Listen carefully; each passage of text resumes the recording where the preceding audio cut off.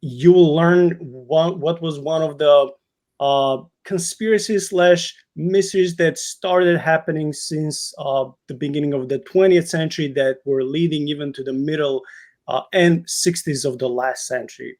And again, these topics are still being talked about. There's still many unresolved mysteries surrounding these two stories.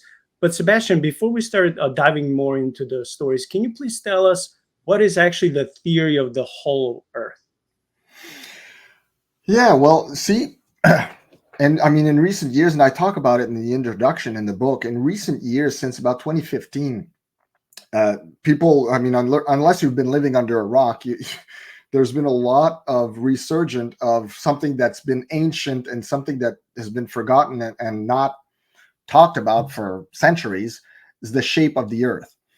So there's now we have flat earthers in Christendom. So there's people who believe the earth is a globe, and there's people who believe that the earth is flat. And there's a lot of discussion going around with the shape of the earth. And one of those discussions that was always underlying about the shape of the earth is the earth hollow? So we know that we have an earth's crust, but what is underneath that crust, that's the discussion that's been going on. And there's works out there that not just the two that were compiled in this book that I offered the public, but there's other works as well that talk about inner earth realms. And not just like we would maybe think normally, if you're not familiar with inner or hollow earth, you would think, well, it must be very dark, it must be like this, it must be like that. But no, inner earth realms, when they're described in those manuscripts or writings or books that have been written about the lore of it, they're pretty majestic and quite impressive. And usually the civilizations that are found underneath our surface world, according to those theories, are quite advanced. And that's what I found was very, very fascinating and was an interesting tie into the biblical narrative was, who are those people? Who are those civilizations? And there's multiple theories. I mean, there because when you're talking about biblical cosmology, whether it's is the Earth a globe or is the Earth flat, you have certain perimeters that's going to be limiting the discussion to what it actually looks like. Whereas when you're talking about inner Earth, there's so many more rabbit holes you can go in, or can of worms that you can open, because there's more conjecture, more there's no definite concept of what exactly is inside the earth, if anything. Some people might be like, well, there's no such thing as the inner earth, and there's nothing under there. It's just magma and lava and the earth's core, and that's it. But when you read the accounts offered by Olaf Jansen and Admiral Byrd, for instance, the two books that we're going to discuss a little bit tonight, you got it. It brings you to scratch your head and think a little farther than that, and think, are we talking about an actual underground world, or did they go through some kind of portal that brought them in another dimension? I mean, there's so many like I said, conjecture and theorizing that can be attached to that subject. It's absolutely fascinating. And I was, before I went on with you tonight, I was talking about it with my wife, because my wife she's good at making me think outside the box. She's good at conjecturing. She actually offered a couple theories. I went like, man, that would make a good book or a good movie. She was offering some theories about who these people are and how those civilizations came to be and all that. And so the hollow earth, yeah. And it's not just like in the book, I talk about the North Pole, because that seems to be the rallying point of both accounts in the book. But there's other places that would be deemed possible entry points into the inner earth. One of that is the kingdom of Shambhala, which would be more in Tibet, uh, under the earth.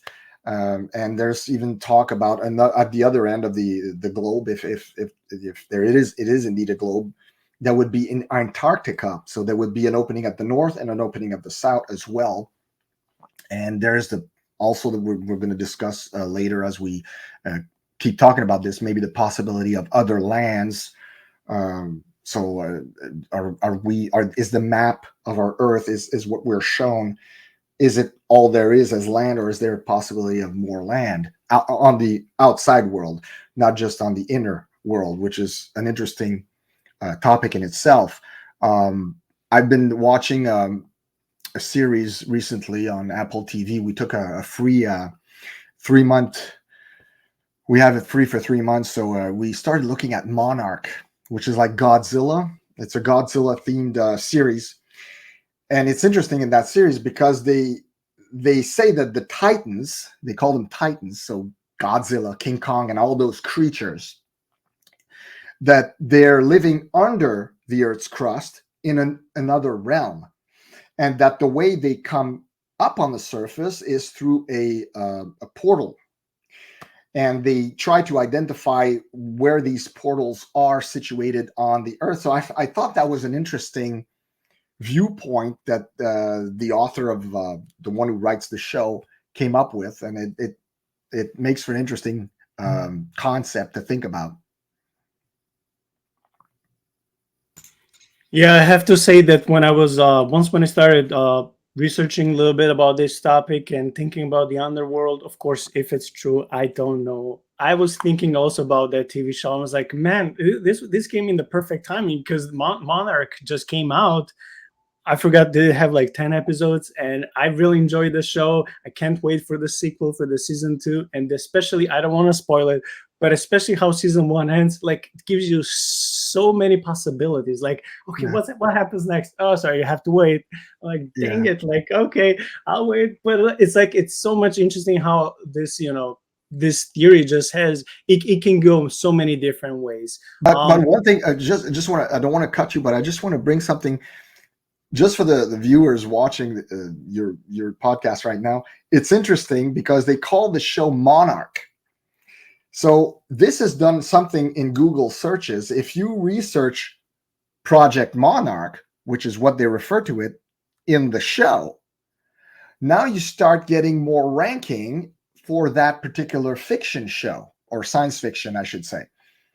And the real Project Monarch, which had to do with mind control, is harder and harder to find online as a result. And I don't think that's a coincidence. I think they called it Project Monarch to try to override it a little bit online, to try to hide the real Project Monarch, but that's for another show.